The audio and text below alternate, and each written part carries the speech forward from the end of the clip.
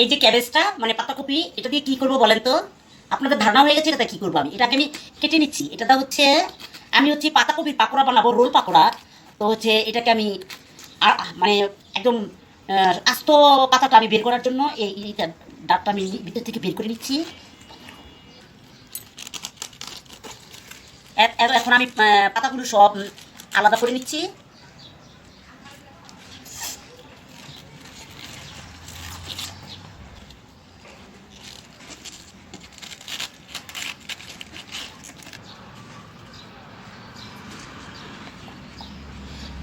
এই পাতাটা হচ্ছে এই দাগটা যেন সিদ্ধ হওয়ার ভয় না থাকে, এই জন্য দাগটা কেটে নিচ্ছি। এই যে এইভাবে কেটে নেবেন। হ্যাঁ, আর একটা দেখিয়ে দিচ্ছি।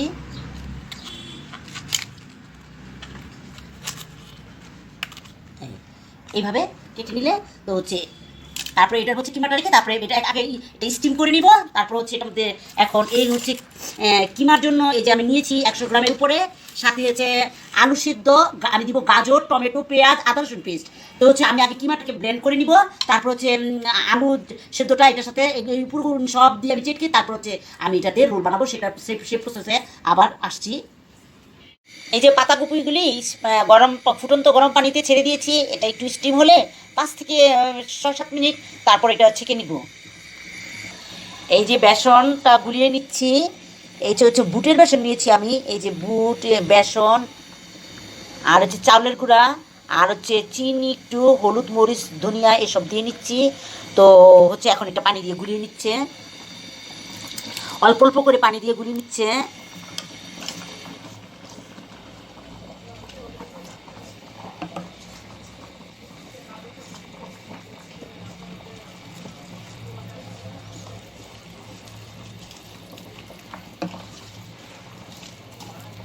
অল্প অল্প করে পানি দিতে হবে। একবারে যদি আপনি পানিটা দেন সেক্ষেত্রে আপনি চপ বেগুনি যেমন গুলান এই জিনিসটা সেইভাবে করতে হবে। তো হচ্ছে একদম লেটকাও করা যাবে না, আবার একদম ঘনও করা যাবে না।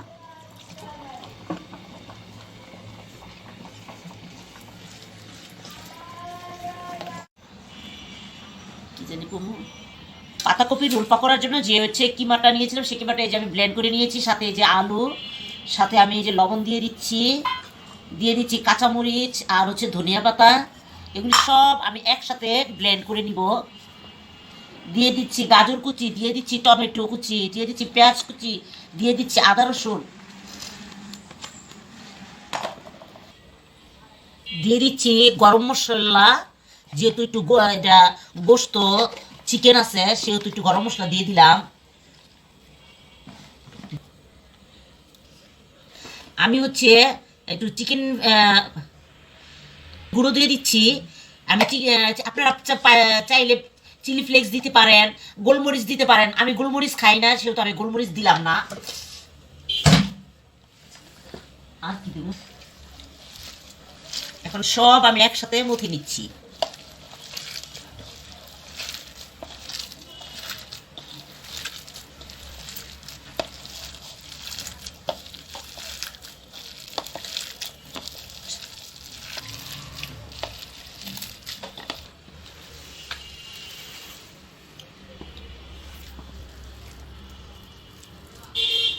ভাগ করে নেবো।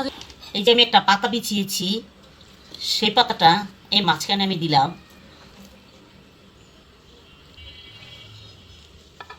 2 সেট দিয়ে বন্ধ করে নেবেন, তারপরে এই পাতাটা পেঁচ দিবেন।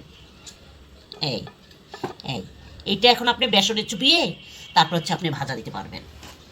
অনেকে আছে এটার মধ্যে টুথপিকও গেঁথে নিতে পারেন বেসনে চুবানোর পর। আমার টুথপিক গাঁথা লাগে না। প্রথম প্রথম নতুন নতুন গাঁথতাম, এখন আর গাঁথা লাগে না।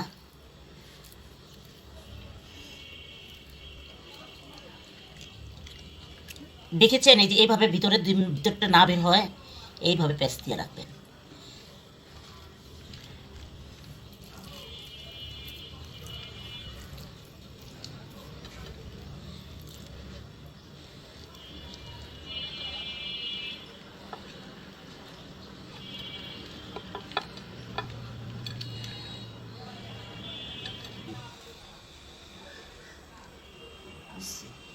আমি হচ্ছে এখন হচ্ছে রোলগুলি একে একে বেসিনে চুবিয়ে নিচ্ছি, চুবিয়ে নিয়ে তেলে ছেড়ে দিচ্ছি।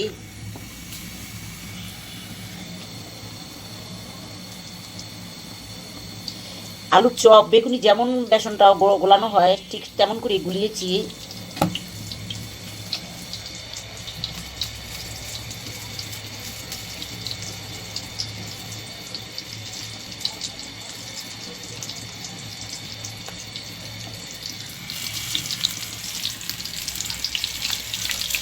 লালু দিতে হবে।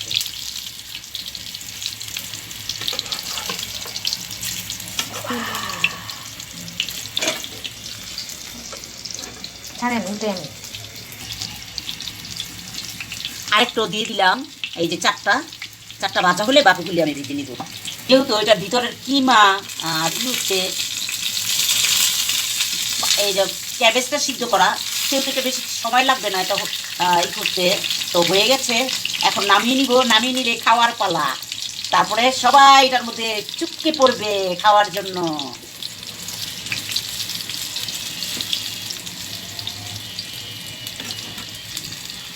মনে হচ্ছে ঠিক আছে।